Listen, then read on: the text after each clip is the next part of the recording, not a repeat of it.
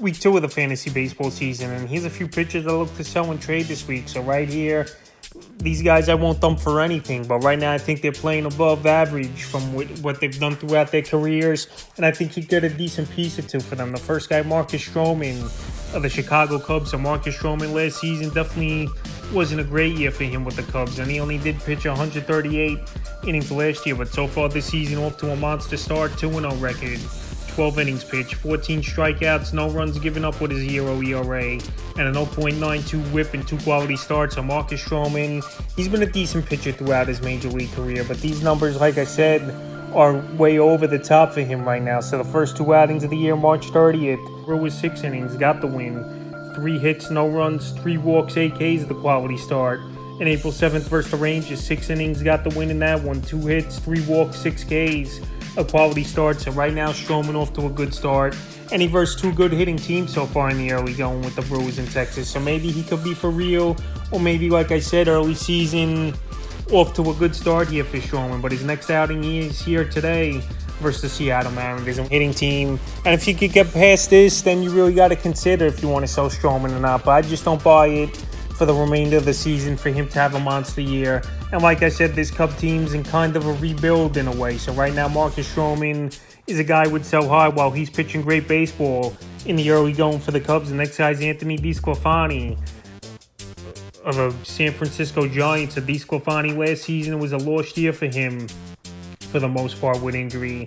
But a couple seasons ago, he was pretty decent, and so far, he's off to a good start in the early going as DeSclafani. 12 1/3, 1-0 record, 11 strikeouts, 0.73 ERA, 0.49 whip, and 2 quality starts in his first 2 outings of the season. So he's one of the hotter waiver wire pickups over the first week and a half here is DeSclafani. So right now, pitching good baseball.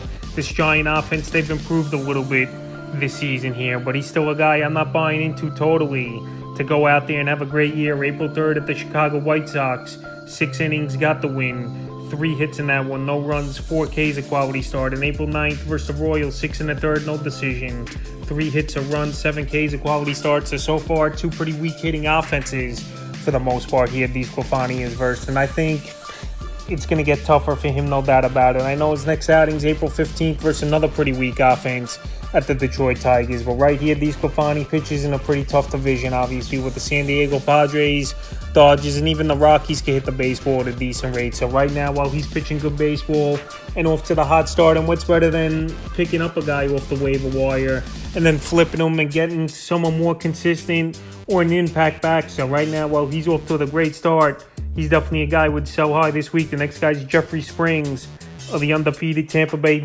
Rays. Said that Jeffrey Springs last season, it was a solid year for him. And so far this year, he's off to a monster start as well. 13 innings, 2-0 record, 19 strikeouts, no ERA, 0.54 whip, and 2 quality starts. So Springs, he's going out there right now, and he's pitching the best baseball so far of his career in the early going. But he's another guy, I don't know if he's going to sustain it this Springs. And right now, while he's got 2 shutouts under his belt, especially versus weak hitting teams, the going's going to get tougher, obviously, versus tougher hitting teams like Toronto Blue Jays in the division. Boston Red Sox still have some boppers, and the New York Yankees always have a solid lineup. So April 2nd versus Detroit, 6 innings, got the win. A walk, 12 strikeouts in that one, a quality start in that ball game, and he didn't give up a hit. And then April 8th versus Oakland, 7 innings, got the win, 3 hits, 3 walks, 7 Ks, and a quality start. So right now, April 13th, another decent outing, but a tougher test, no doubt about it, versus the Boston Red Sox for Jeffrey Springs. And right now in the early going, he's ranked top 5 in fantasy baseball. So right now, while he's playing good baseball, and this Ray team obviously playing over their head, even though I think they are a legit playoff team, but not a team that obviously is going to win 110, 115 games this season. Jeffrey Springs is definitely a guy who would sell high this week here, and I think you get a good package in a deal for him. The next guy, David Bednar of the Pittsburgh Pirates. Bednar, one of the best closers so far in fantasy baseball. 4 innings on the season, 4 saves, 7 strikeouts, no runs given up, and a 0.75 whip. So this Pittsburgh Pirate team, we know it's not going to be a great year for them, but Bednar to come out early in the season here and already get 4 saves under his belt, he's definitely a guy who would sell high. Like I said, this Pirate team is not going to win many games. I know the Central isn't the greatest divisions over there. You got the Brewers and the St. Louis Cardinals as the class of the division here. But right now, this Pirate team so far, they've won a lot of close ball games. But as the season goes on here, I don't think Bednar is going to get tons of saves. Still 20, 25 saves, I definitely could see from him. But closes, I don't value that much in fantasy baseball, especially in points leagues where if they only pitch a couple times a week and they don't even get a save opportunity, I'm not going to do much. So right now, I think you could trade Bednar for a utility hitter or a third outfielder in a deal while he's off to a good start. And some people value closes higher than obviously other people do. Like, I don't value closes that much.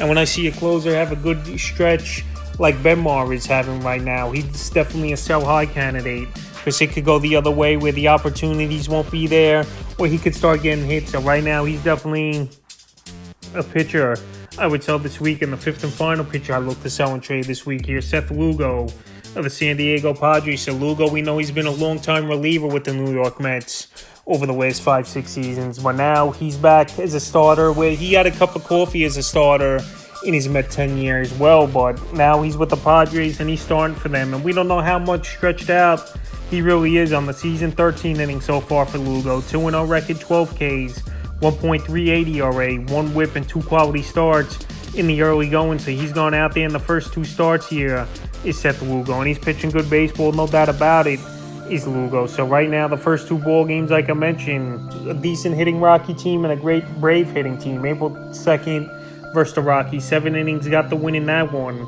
4 hits, a run, 7 Ks, the quality start.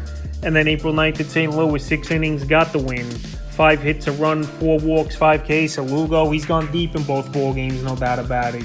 But as the year goes on, I think it's going to be a problem here for Lugo, where he's been a reliever for the last 3 seasons in a row, and now to come in as a starter. I know they stretch him out at spring training, but he's a guy with injury concerns throughout his career, as well as Seth Lugo. So right now, well, obviously, he's going out there and he's pitching so far in the early going good. He's definitely still a sell-high candidate, because I easily could see him struggle with Seth Lugo. Could see Seth Lugo, as the weeks go on, get fatigued, obviously going deeper into ball games and not having that many innings under his belt over the last few seasons. So that's a few pitchers I look to sell and trade here in week 2 of the fantasy baseball season.